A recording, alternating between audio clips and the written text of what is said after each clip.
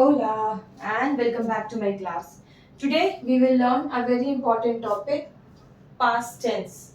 Past tense indicates the work which is already done, right? In the past, tiempo pasado. The past tense, the time or the work which has already done. So in past tense there are two categories, pretérito indefinido and pretérito imperfecto. Today we will learn first and the foremost thing, which category is to be used and when.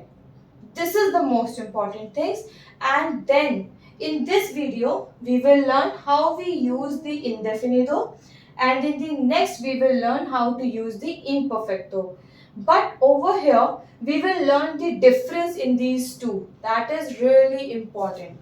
So when we talk about the pretérito indefinido, we used the examples or we use this form when we talk about any action or any verb which is already done in any of the specific time, and either that time is done once or in a specific time.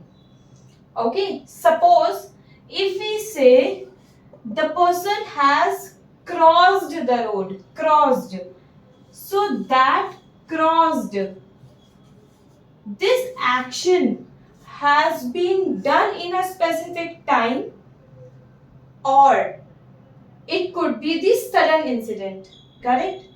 But when we talk about the imperfecto, the difference comes with, over here we used crossed, correct? But in imperfecto we use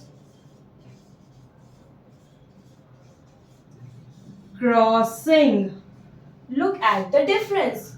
So over here we use the actions which are ongoing from long time or from any in a specific time bracket, or if there is any routine or habit, then we use this tense. Okay, now if we talk about the indefinido, what we use it like, for the conjugation of the verbs AR, ER, IR.